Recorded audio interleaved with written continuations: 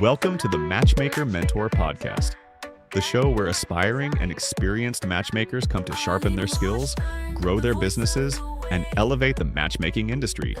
Your host is Arlene Washburn, an award-winning ethical matchmaking advocate, mentor, and industry innovator. Let's dive in. Welcome back, everyone. Today we have a truly special guest, someone who's helping entrepreneurs, including service-based professionals like matchmakers, step into their power, align with their purpose, and achieve financial success without burnout. She's a financial coach, business strategist, and the founder of the Expansive CEO, where she helps leaders scale their businesses while staying aligned with their human design and gene keys. If you've ever struggled with pricing, profitability, or even feeling worthy of financial success, you don't want to miss this episode. So, welcome, Hannah Chapman. Hi, Arlene. It's so good to be here. Thank you. It's great to be here to have you here. I know I was on your podcast and we had a lot of fun, but I couldn't wait for this episode, even though even though I'm still feeling a little sick. I couldn't wait to talk to you. I just went back to an old reading that I had on human design, and it was so amazing and so interesting. And I can't wait to hear how you're using this to do what you do. So tell me about the Expansive CEO. What is that all about? So thank you. Expansive CEO is actually my second company. It grew out of X Squared Wealth Planning, which is my financial planning firm, which is still going and doing its thing. And what happened was in X Squared, I started learning my own human design many years ago, and was really just astonished at what it was doing for my life, for my business, for my relationships. And again, in X Squared, I started introducing human design to some of my clients. And it was this is very left-brained, logical, like go by the numbers type industry, right? So I'm the woman who's bringing emotional depth and knowing yourself and all that to the table already. I was already feeling a little bit out there compared to other people in my space. And it was like, oh, I'm kind of scared to tell people that I'm using human design also, and because my clients were having these amazing breakthroughs and like even more alignment in their business and making more money and making easier financial decisions, right? It was like, I was seeing it happen. I was seeing it come to life. And so what really happened with Expansive CEO was that I decided I need to just let my whole self shine. I need to be my whole self and put this out there in a bigger way. And so 2 years ago, just about 2 years ago, I decided to have my own coming out party in design world by saying I'm going to do a month-long masterclass, and we're going to talk about another piece. The gene keys are not the same as human design, but they work really well together, and talk about the prosperity sequence and talk about these different points in our human design that really tell us more about who we are, how we connect with clients, how we connect with other people, what we're here to do in this world, and how we're here to connect with prosperity. So that's all part of the prosperity sequence. And so I did this public masterclass. It was free, just bring people in. And from there, people were so hungry for this information about how do I utilize these systems? A lot of people have heard of human design. They've maybe had their chart pulled. And maybe they've had a reading done and it was just a ton of information. You're like, oh, I don't know what to do with all of that. And what I found was that it's just like in my financial planning work, it takes time to digest this information and to implement this information and to do step by step, walk through it. And so the process, that's what I really found is just like with the financial transformations that I'm helping people make, if we include the human design and the gene keys information, it's just um, another layer of getting to know yourself and to work with your genius rather than work against it. Feel like you're always doing things you don't want to do, or doing things that are difficult, or doing things the hard way, right? Like, no, let's go with the flow of who you really are instead. So for people who don't know what human design is or gene keys, that one I've never heard of. So I'm curious to hear what that is. Because I find this stuff really fascinating. What little I know about human design, um, it really taught me a lot about myself. But I'd love to hear, for the audience, what are these things exactly? Yeah, so human design is basically a synthesis of different mystical traditions that, the founder of human design, he basically had the inspiration of here's how all of these systems work together. And for me, I love that. My brain loves that. Even you Mm. can tell from the financial planning work, right? Like I love bringing lots of information together and seeing how it all, like putting the puzzle together, seeing how it works. So I fell in love with it immediately. But it incorporates Western astrology is one piece of it. So it is based on your birth date, time, and place. It also incorporates the Hindu chakra system, if anyone's familiar with that. So there are 9 centers that are based on our 7 chakras. It also incorporates the Kabbalah tree of life. So we've got different centers that connect to each other, which is comes from the tree of life. And then the Chinese I Ching or the Tao Te Ching, Hmm. which are the 64 hexagrams. Um, that all life is built on, right? So there's numbers 1 through 64, and you'll see those on the chart. You'll see them mixed with these chakra centers and these channels and gates that connect each other. And then you've got your planet placements on the side as well. So it's again this synthesis of all these systems together, and that's what can be overwhelming for people, I think, because you see it and it's just like, what is all this information? There's just so like fire hose. If you allow yourself to like, I don't know, try if you try to take it all in too quickly. That's why, hey, let's take it a step at a time. What are the important parts to really know first? And then the gene keys are actually a modern retelling of the I Ching. So it's really like if you get the Gene Keys book, I've got it literally right next to me. It's this big, it looks like a really thick encyclopedia. And it's, numbers 1 through 64. It takes all of the spirit of the original I Ching and yeah, just kind of not modernizes it, I wouldn't say. That's not the right way to say that, but expands on it in a way that shows us what's the shadow of this number, what's the gift of this number, and what's the siddhi, SIDDHI, or highest expression that we can experience in this lifetime. Um, and then those gene keys, the keys, quote unquote, are those like more really important placements in our natal chart.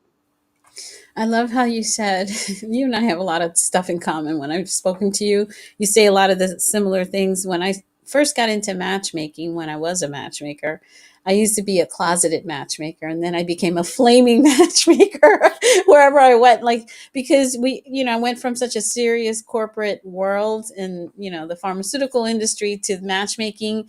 And it's crazy how people think it's hokey when it's such an important part of people's lives, right? To Yeah. have a partner and to meet the right partner. And I think I would love for you to share your beautiful story of your relationship, because you've been with your husband forever.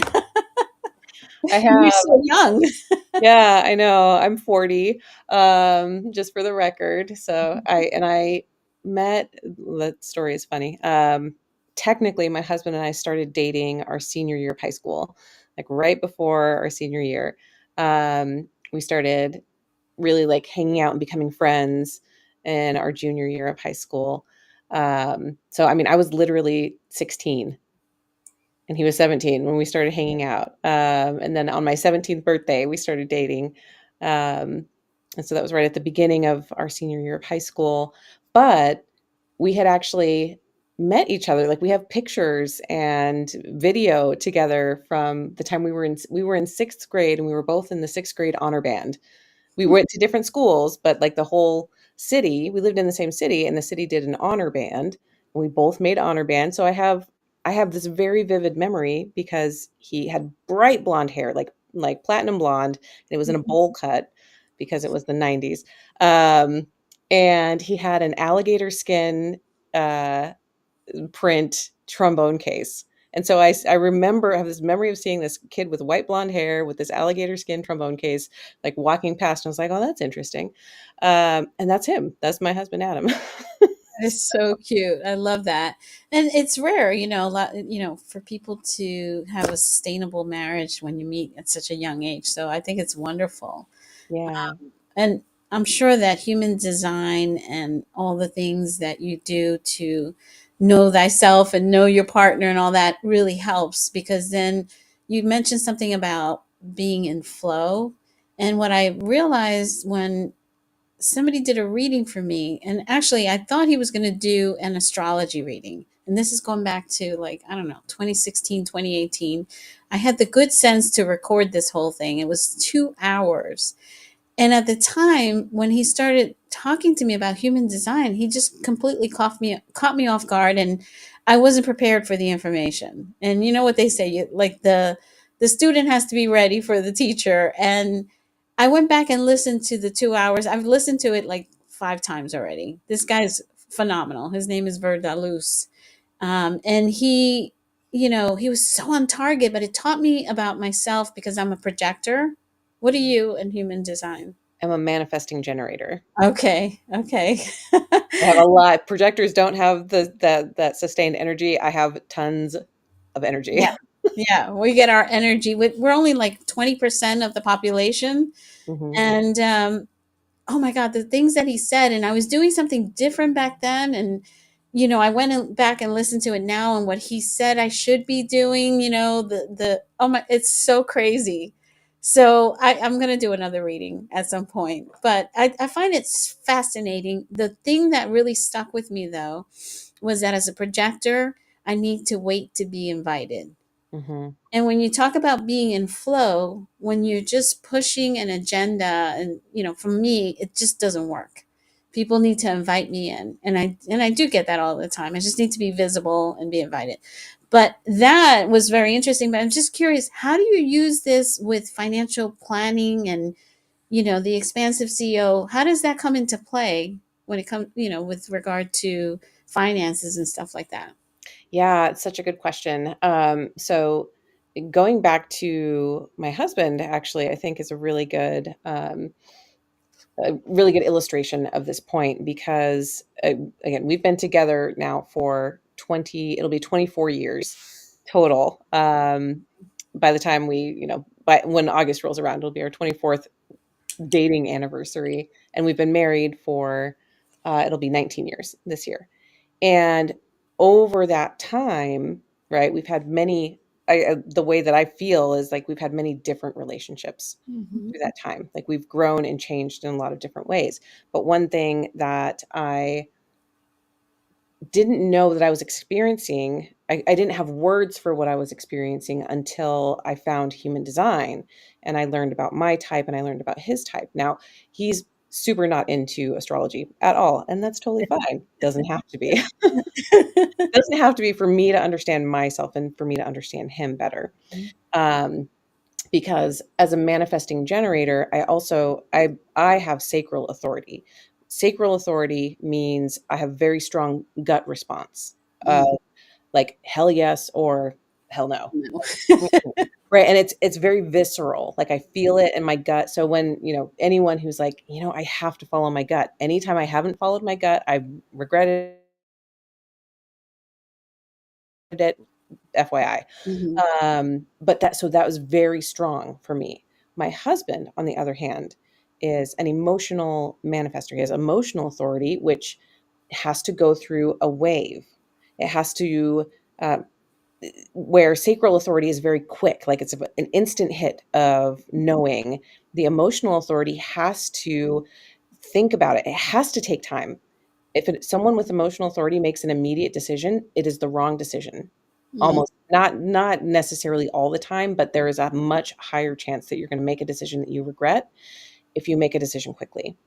And so what I didn't realize was happening throughout the first, 20 years of our marriage and our relationship was I would know my knowing, I would feel my gut knowing, and then he would be like, why are you so confident?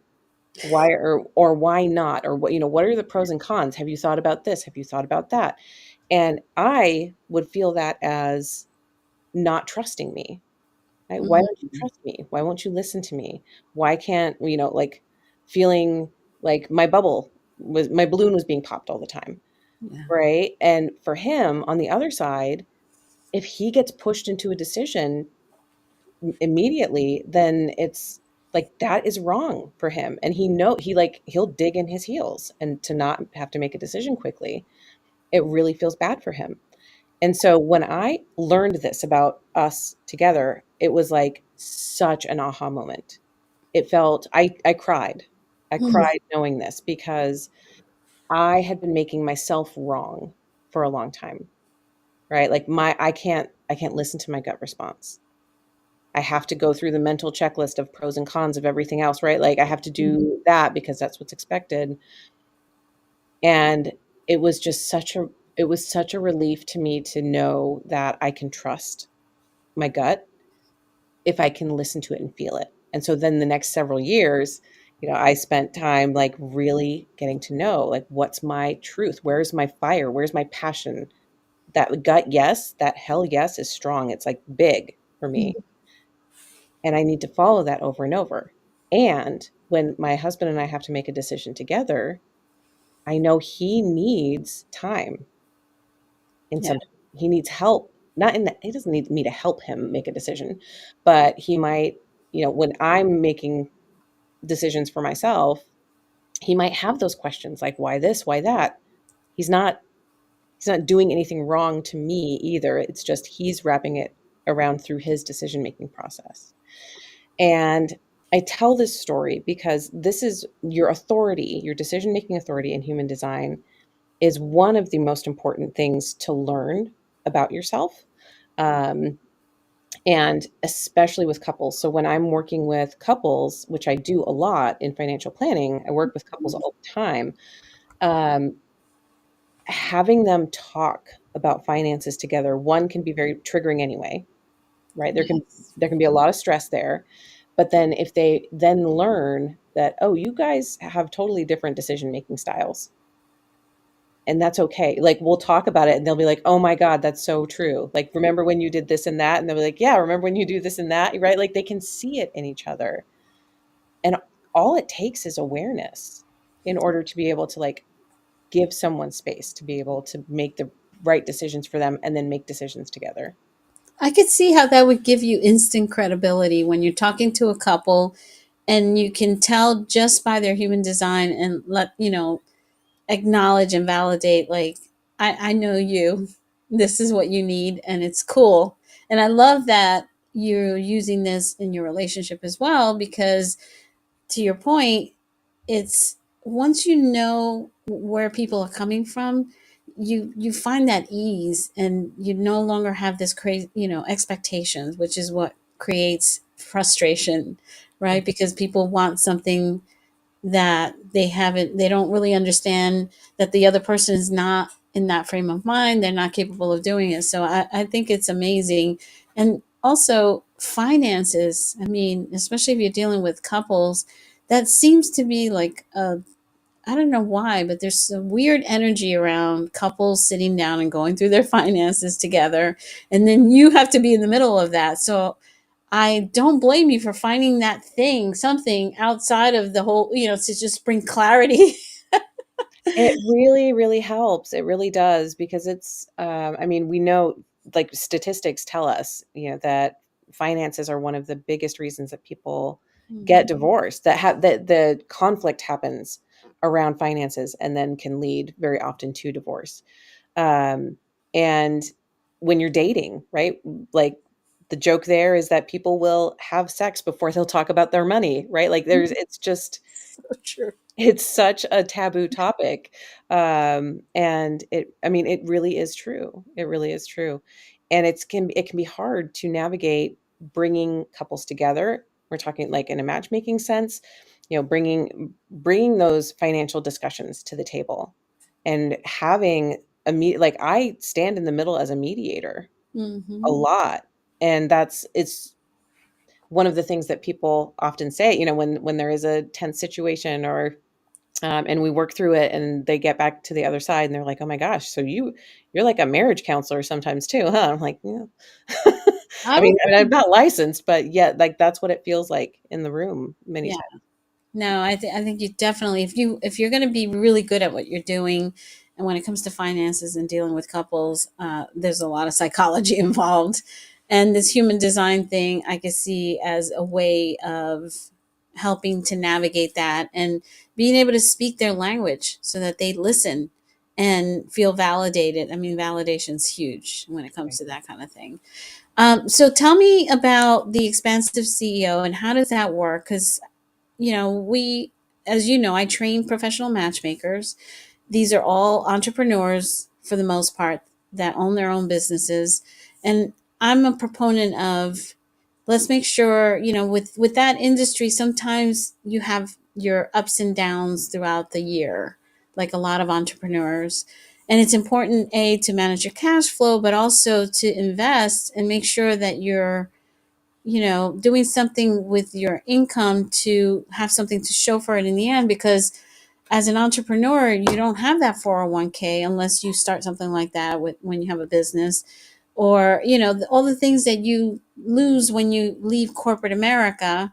And so it's really important to do that. And I'm assuming that this is part of what you do with the entrepreneurs, correct? Absolutely. That's helping business owners create stability in Mhm. their finances is the bedrock of all of my business. Like X squared, expansive CEO, everything I do is like our our need for stability, security, right? We seek it out.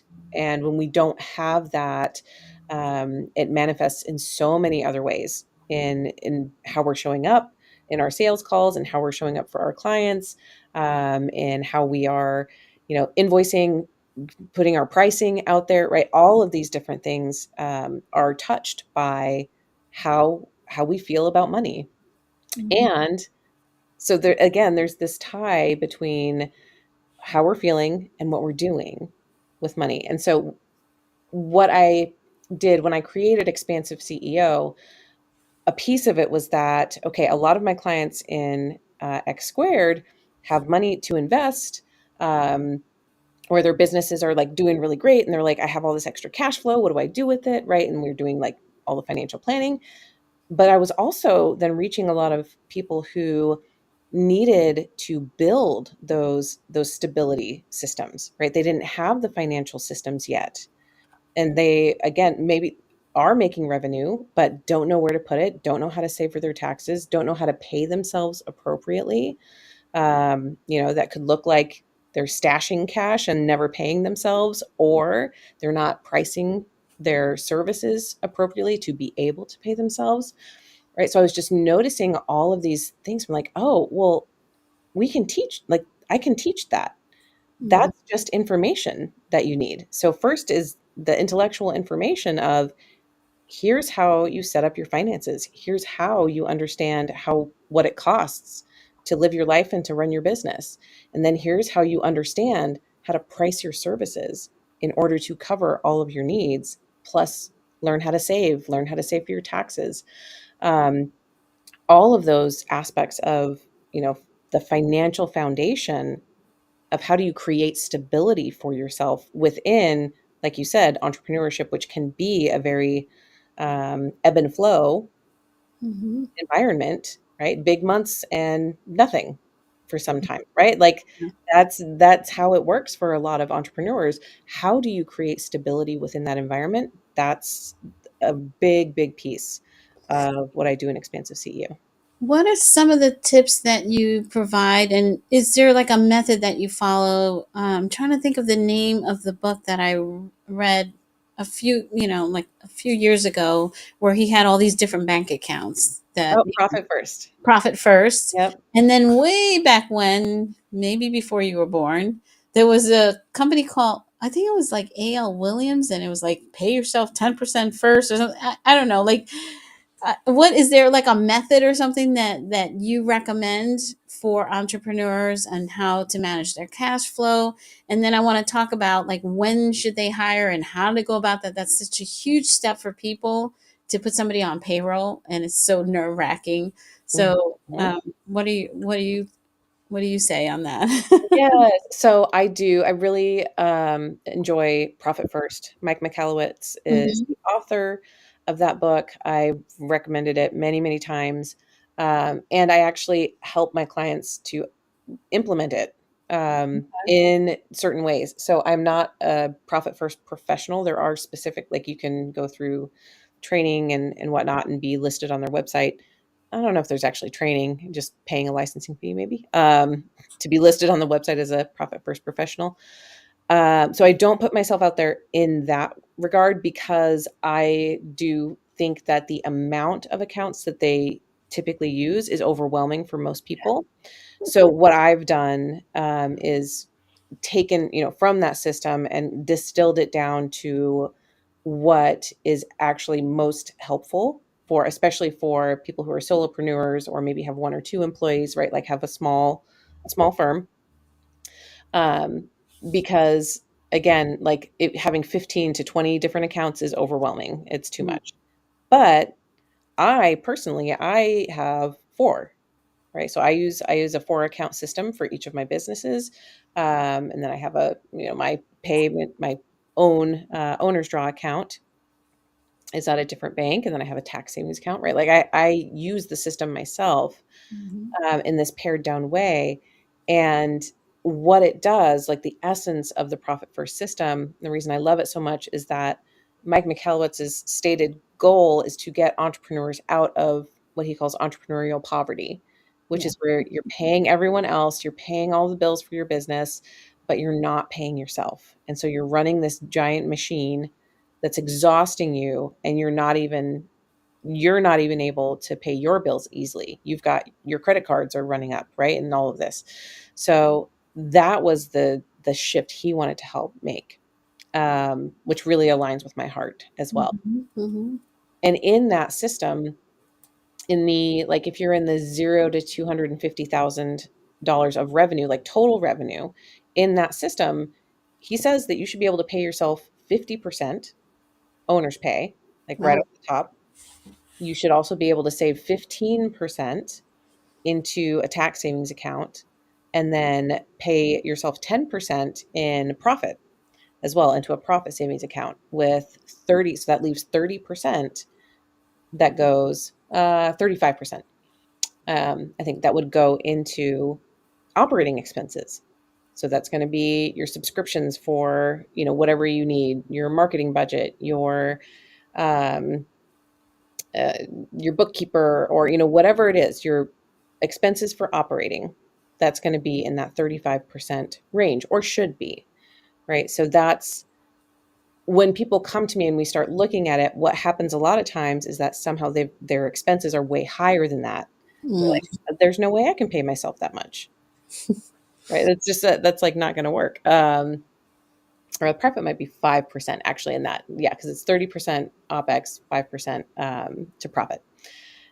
But they can't see how that would work. So what do we do in that? Oh, well, we're going to look at that. We're going to look through, what are you spending money on? Where's your pricing, right? A lot of times I find it's underpricing versus cutting expenses. Like, we just need to change your pricing and your packaging, and that's going to elevate the income level to a point where now you can pay yourself appropriately. So that's huge, right? And then the piece that it builds in your tax savings, that's also huge, because for a lot of people, like you said, when you're in corporate, they take the taxes out for Mm. you, right? They take care of it.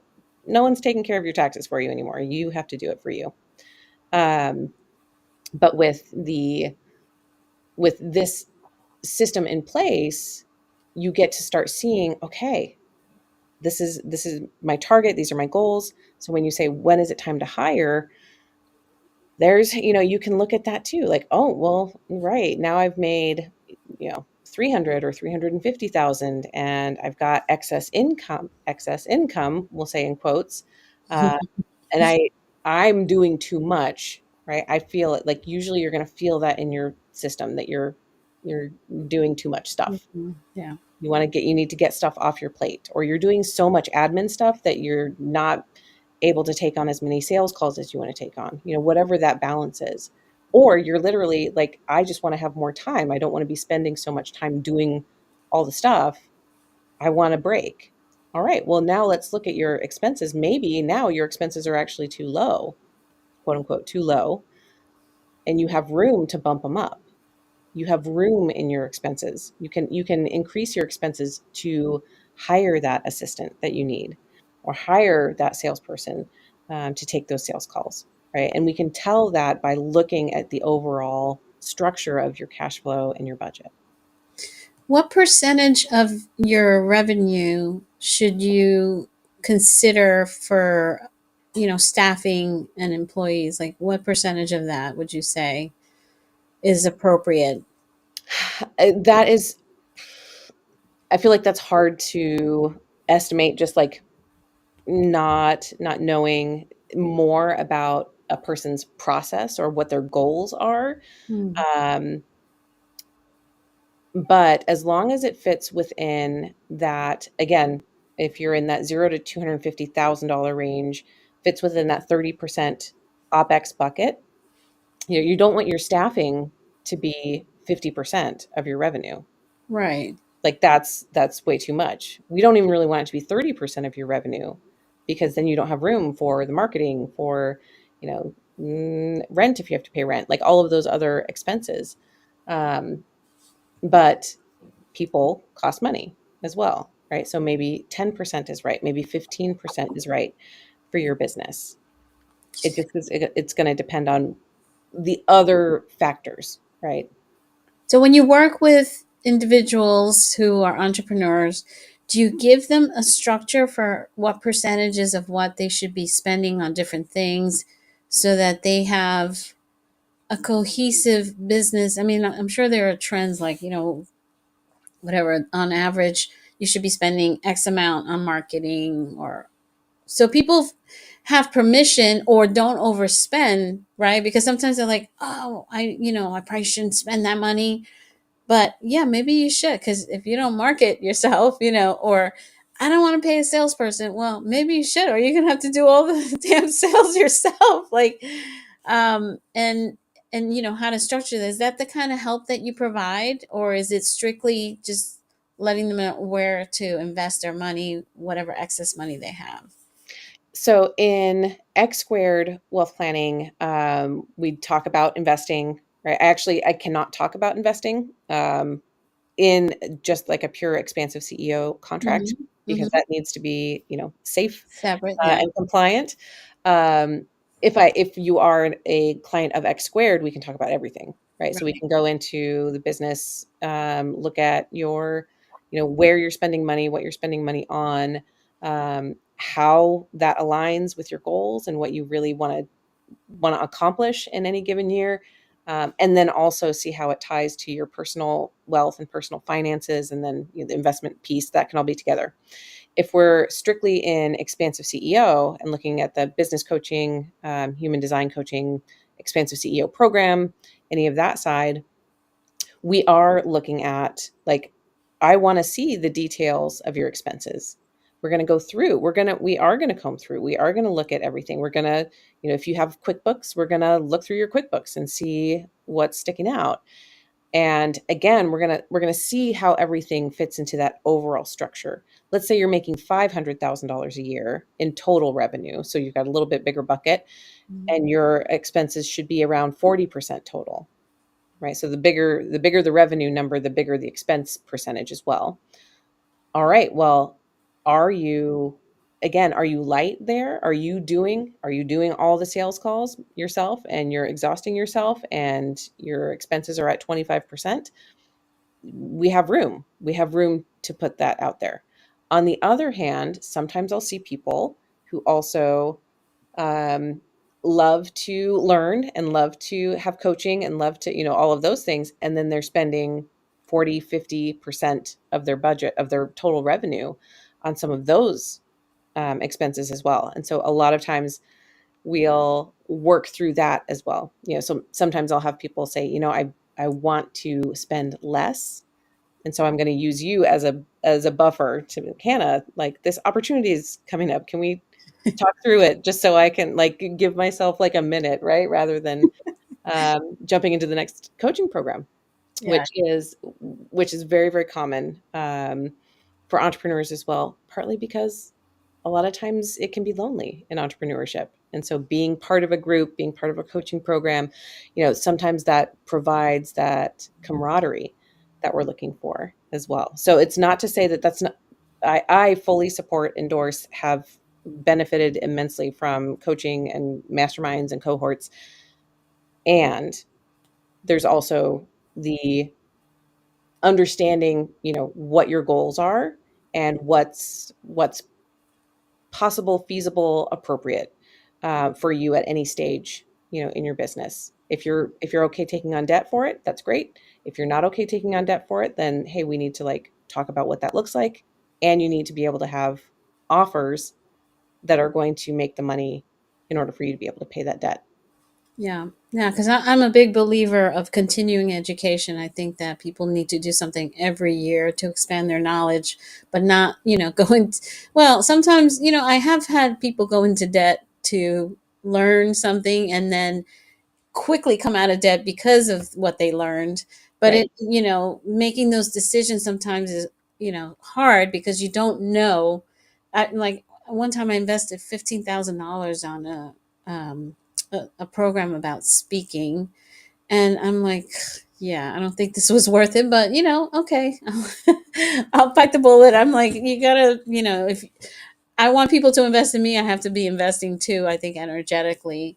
One of the challenges I face as a coach, someone who trains matchmakers, is sometimes I find that people have like money mindset issues. And so typically when you start out as a matchmaker, as a solopreneur, and you're doing everything, you're doing the sales, you're dealing with the clients, etc. They are not comfortable with sales, and sales is, that's the bloodline of a business, and it's not hurting people. It's actually helping them usher into your business so that they can get the help that they need.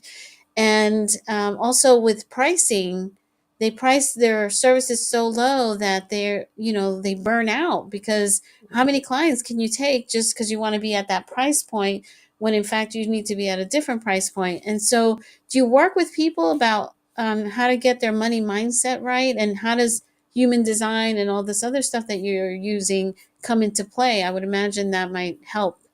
Oh, yes, a ton. And even more, I would say on the money mindset side, even more than the human design aspect, that can give us some really powerful insight into ourselves in a lot of ways. But I feel the money mindset piece a lot of times comes from our childhood and from our previous experiences with money, Mhm. and from our parents and from our grandparents, our caregivers, whoever it was that raised us, and took took that role in our life from 0 to 7, 7 to 14, 14 to 21. So those first developmental cycles of our life. And so one of the things that I started doing several years ago is what I call a money story meditation. Mhm. And this is actually available on my website as well. This is available on the Expansive CEO website, because it's so powerful and impactful, to go in. So it's a guided meditation that I lead people through, to go in and talk to your inner child at different points for different reasons, and doing it in this way of like finding out, what do you know about money? What do you feel about money? Do you have the things that you want or need? And if yes or no, why not? Right. So there's, in that particular meditation that's on the website, go in and talk to your 10-year-old self. And what people come out of from that meditation, come out with, is this like this beautiful realization of, oh, this was what my story was with money. And now I'm seeing it show up again. I'm seeing it show up in all these different ways in my business now, whether it's being afraid to sell, being afraid to speak up for yourself, being afraid that, money, there's just never enough money. And so there's just never enough. And it doesn't matter how much there is, it's just not ever going to be enough. Right. Or I had a client who, her dad was well off. But it felt like he bought her things instead of giving her love. Hmm. And so there was, like there's this connection of like money equals buying love from people, and it doesn't feel good. And it's when we see it for what it is, that's when we can start to dismantle the structures that we've created around ourselves, right? That tell us that we're not good enough, we're not worthy, we're not loved, right? It all goes back to those main stories. But when we talk about money in particular, it really, really latches on, it stays inside. It's so funny how those things come up all the time when it comes to relationships, money, all of it. It's like, I'm not good enough, I'm not worthy. And, really talking yourself out of those belief systems that are going to keep you stuck. I'm curious, though, in terms of pricing, given that you work with so many different entrepreneurs and different types of businesses, how do you determine where they need to price their service at? Like, do you do market research? Like, do you help them with that, or give them guidance as far as how to raise their prices, for example? Yeah, so that's a really good question.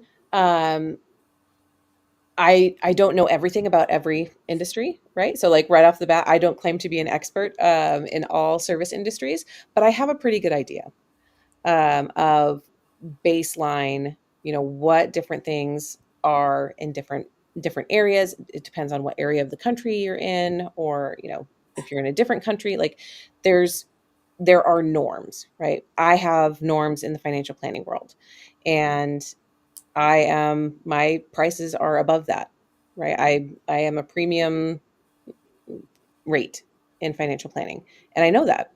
And why do I do that? Because that's where I know my energy matches, Mm-hmm. right? So this is the product that I'm putting out. I know it's a premium product. How do I know? Because I know my industry really, really well.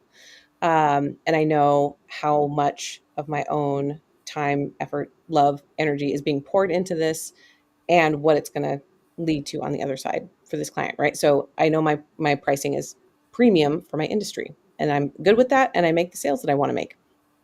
I love it. Or yeah, for something like matchmaking, but it took me a while to get there. It took Mm-hmm. me a while to get there.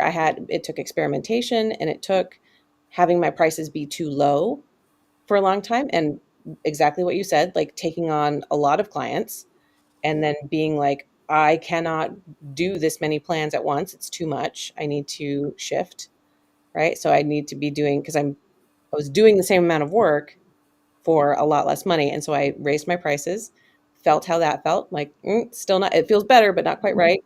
Raised them again, and have kind of landed. And then I also overcorrected for a while. I went too high for a while, and I got a lot of no's. So I would have sales calls and no, no, no, over and over again. And that was, for me, it was like, okay, I've gone too high. I need to correct back. And so I've landed at a place that feels good for me. And so we can do the same. There are a few ways to go about pricing. One of them is, one, we need to know what your life costs. So we do, like, we don't just base it on absolutely nothing at all. We need to know what your expenses are. We need to know what it costs to pay your mortgage, buy food, buy clothes, do whatever you need for your kids, right? We need to know what your expenses are. We also need to know what your base business expenses are, if any. For some of us, especially a solopreneur in matchmaking, there's maybe not a lot of business expenses, might be minimal. Surprised. Right, it's true. Like, it depends. Like, if you've got subscriptions to CRMs and different things and Zoom and all, like, it can all add up. Mhm. But you're probably not, unless you have a team, you're probably not at like 10, 15, $50,000 a month of business expenses. It's probably more so that your life costs money, right? So let's say you need $15,000 a month to pay all your expenses, your life expenses and your business expenses. All right, well, we need to look at that then, and we need to back into how you're going to create that amount of money plus some, right? Because we don't make just $15,000. You have to be able to save for your taxes. Taxes. You got to be able to save for retirement, right? You've got to do all these other things. So how do we create $25,000 to $30,000 a month in order to make that possible? That's where, all right, okay, so let's look at your services. How much can you work? Not can you, how much do you want to work? How Yeah. many clients can you serve well at one time? Right. So we're going to start looking at it in some of these different ways. We're going to look at it from several different angles. That's not the only angle, but that is one angle that we need to look at. And then the next angle is, what are the norms around you? What are other people charging? Like, let's have a decent idea. What are you going to do that's different or special to differentiate you? If you want to be a premium provider, what makes you premium? Where's your special sauce Mm-hmm. that you can charge more for because you're the only one that does it, or you do it in a certain way, or you have a certain special niche or network? These are all the different things that we can look at to understand. And then from there, let's say that means, okay, you're going to charge, $5,000 for your services. What does that look like then? What's that going to, and how do you feel saying that?